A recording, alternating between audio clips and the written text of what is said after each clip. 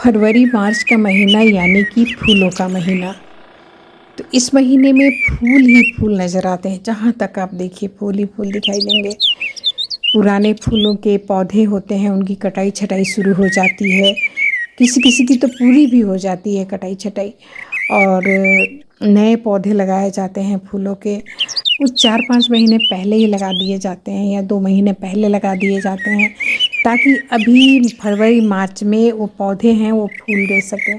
जैसा कि ये देख रहे हैं, ये 2 महीने पहले का हमारा गुड़हल का पौधा है, जो भी बहुत छोटा है। और ये गुलाब भी हमने 2 महीने पहले ही लगाया है। और ये मोगरा का जो आप देख रहे हैं, ये भी 2 महीने पहले का ही एक साथ ही हमने लगाया था इसे। अभी इनका फूल देने का टाइम आ गया है, यानी कि ये अभी फूल देने शुरू करेंगे। तो उसके पहले क्या होता है कि हम पौधे लगा के छोड़ देते हैं 2 महीने से, लेकिन अभी फूल के लिए पौधों को कुछ एक्स्ट्रा चाहिए होता है। देखिए, मौसम के हिसाब से तो हर कोई अपना अपना काम करता है। पौधे भी अपना काम करते हैं, हम भी अपना काम करते हैं, लेकिन कुछ एक्स्ट्रा चाहिए होता है जब इनका फूल देने का टाइम आता है। तो उसके लिए हम क्या करें, तो आज हम इसी विषय पे बात करेंगे। नमस्कार, मैं संयुक्ता ट्रेडिशनल रेसिपी में आपका स्वागत करती हूँ। जैसा कि हम फूलों की बात कर रहे थे, अभी जो नए पौधे लगे हैं और जो 2 महीने पहले से लगे हुए हैं, और जो बहुत पुराने पौधे हैं जिनकी कटाई छटाई हो चुकी है, तो इन फूलों में एक्स्ट्रा क्या देना चाहिए।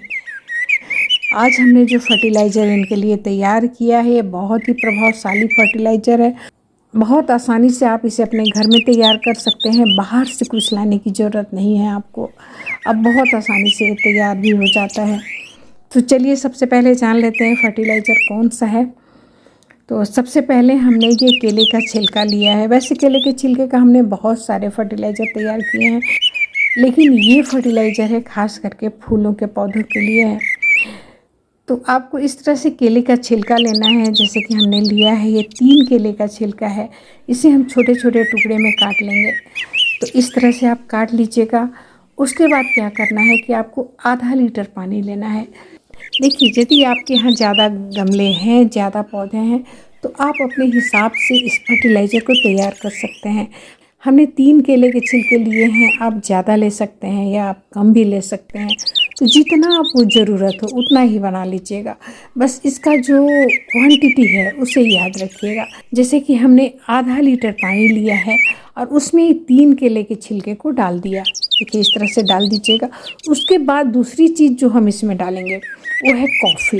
यदि हम कॉफ़ी के बारे में बात करें, तो कॉफ़ी में nitrogen, phosphorus, sulphur, potassium, calcium, magnesium और होमिक एसिड जैसे पोषक तत्व पाए जाते हैं।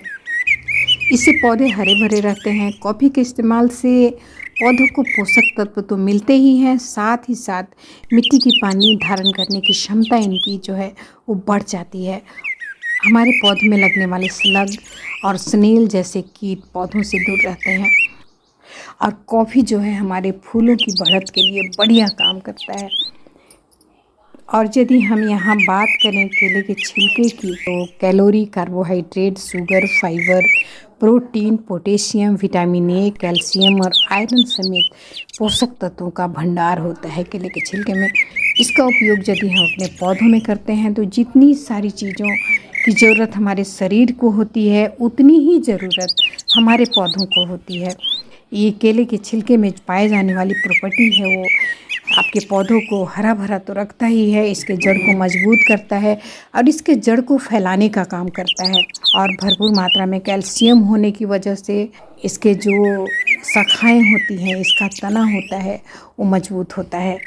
और मिलाने के बाद इसे अच्छी तरह से चला दीजिए और चला के इसे 3 दिनों तक आपको रखना है। छाया वाले जगह में रखिएगा। 3 दिन के बाद आप देख सकते हैं बिल्कुल गाढ़ा घोल तैयार हो गया है ये।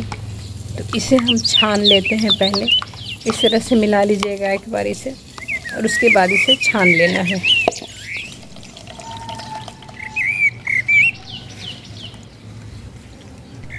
केले के छिलके को छानना बहुत ज़रूरी हो जाता है। यदि आप इसी तरह से इसे पौधों में डाल देंगे तो उसमें फफूंदे और कीड़े लगने की संभावना बढ़ जाती है और इसमें और छोटी छोटी फितिंगियाँ लग जाएंगी जो आपके पौधे को ख़राब कर देंगी। तो इसे आप क्या करिएगा कि सुखा लीजिएगा और सुखाने के बाद इसे मिट्टी में मिला दीजिएगा, तो ये आपका काम आ जाएगा। आधा लीटर घोल तैयार हुआ है और इसमें हम 3 लीटर के बराबर हमने ये पानी लिया है। 3 लीटर आपका 5 गुना पानी हो जाता है, 5 साढ़े 5 गुना। तो हम इसमें इसे मिक्स कर देते हैं और इसे अच्छी तरह से मिला देते हैं। अच्छे से मिलाने के बाद आप इसे सारे फूल वाले पौधे में डाल दीजिए। यकीन मानिए, आप एक बार करके ज़रूर देखिएगा, आपके पौधे जो हैं वो फूलों से भर जाएंगे और इतनी सारी कलियां आएंगी। जैसे कि हम आपको दिखा रहे हैं, हमारा गुड़हल का पौधा है, एक साथ आप देख सकते हैं। इसमें भी कलियां नहीं आ रही थी, तो हमने यही उपाय किया है अपने पौधे के साथ। और एक बात का और ध्यान रखिएगा कि जब भी हम इस फर्टिलाइज़र का यूज करें तो सबसे पहले पौधे का जो जड़ है, जड़ की मिट्टी को खोद लीजिएगा, यानी कि गुड़ाई कर लीजिएगा आप। और गुड़ाई करने के बाद ही इस फर्टिलाइज़र को आपको डालना है। और एक बात का ध्यान और रखना है आपको कि जब भी आप फर्टिलाइज़र डालते हैं तो या तो आप सुबह डालिए या तो फिर शाम को डालिए। आपको दोपहर में फर्टिलाइज़र बिल्कुल नहीं डालना है अपने पौधे में, यहाँ तक पानी भी नहीं डालना है।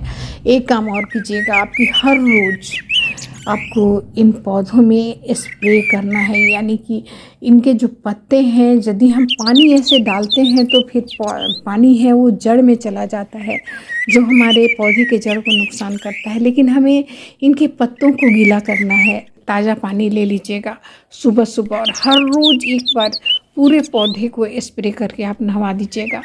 इससे क्या है कि पौधे जो हैं वो फ्रेश रहेंगे और ये कलियां हैं वो बड़ी बड़ी होंगी। इससे यदि हम सुबह इसे स्प्रे करके धो देते हैं पूरे पौधों को, तो ये डस्ट इसमें नहीं चिपकते और ये फ्रेश दिखने लगता है और ज़्यादा बढ़िया से ग्रो करता है ये, और ज़्यादा से ज़्यादा कलियां देते हैं ये पौधे और फूल बहुत बड़े बड़े निकलते हैं। जो साइज़ पहले आपके फूलों का था, आप देखिएगा ये रोज़ स्प्रे करने के बाद फूलों का साइज़ आपको बड़ा नज़र आएगा और बड़े बड़े फूल आपके पौधे से निकलेंगे।